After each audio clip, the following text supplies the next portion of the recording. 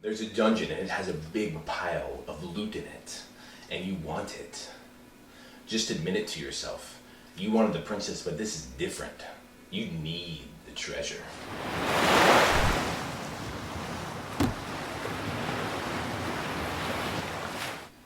Hi guys, my name is Richard Matney, and today I'd like to teach you Loot Letter. Loot Letter is brought to you by Aldrich Entertainment, and the goal of the game is to be the person with the most loot at the end of the game. Two ways you're going to do that. Once all the cards are done, if you have the highest card, then you're going to win, or if you happen to eliminate everyone else who's going after the loot as well. Let's look at what we're playing with real quick. It's a very simple, fun, fast-paced game. You have a whole 16 cards, quite simple and easy, numbered from 1 to 8, and you're going to have 13 tokens, and the rules like to say it's a I won and I'm better than you tokens. The first person to 7 loot tokens is going to win. When you're playing with 3, it's first to 5, and when you're playing with 4 players, it's the first to 4 loot tokens wins the game. And then on top of that, you're going to have reference cards, which breaks down the cards that we're playing with, as well as their effects. So as far as gameplay goes, it's quite simple. You take your deck, you're going to shuffle it up. What you're going to do is take the top card and you just pull that out of the round completely. Then, if you're playing with 3 players, you'll deal 1 card to each person. You set that in the middle, and that's the entire setup.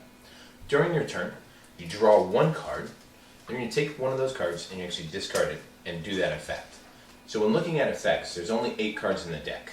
So it'll start with the highest card, which is the loot card.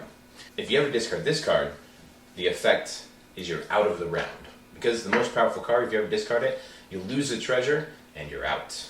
The second highest card is the number 7, and that's the Tribonium Dragon. That's right, a radioactive dragon.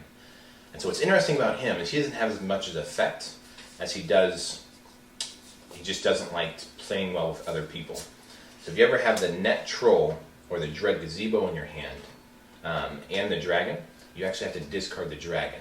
The challenge with that is it's the second highest card, so a lot of times it'll give it away that you have one of those other cards in your hand. So you got to be careful with that one.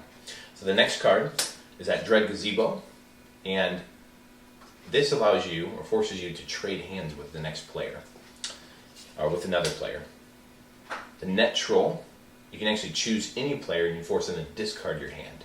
So as you start to see, you'll start to see combos that come out. So if you know someone has a loot card in your hand, you can actually play the Net Troll on them, forcing them to discard, and that'll get them eliminated from the round. The Wishing Ring is number 4, and until your next turn, when you play that out in front of you, it actually prevents any other effects from affecting you for one whole turn until the beginning of your next turn. Third card there is the Duck of Doom, and you and another player actually secretly compare hands. And whoever has the higher card stays in the game, and whoever has the lower card is actually eliminated from the round. So that one's a lot of fun to play with.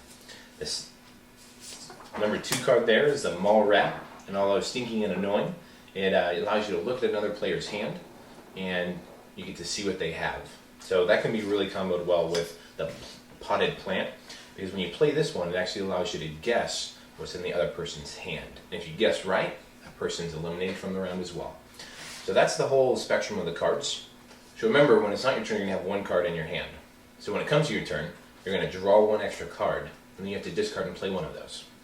So if I played the Wishing Ring, that effect would protect me from any other card's effect until the beginning of my next turn. And then it'd be the next person's turn. As simple as that.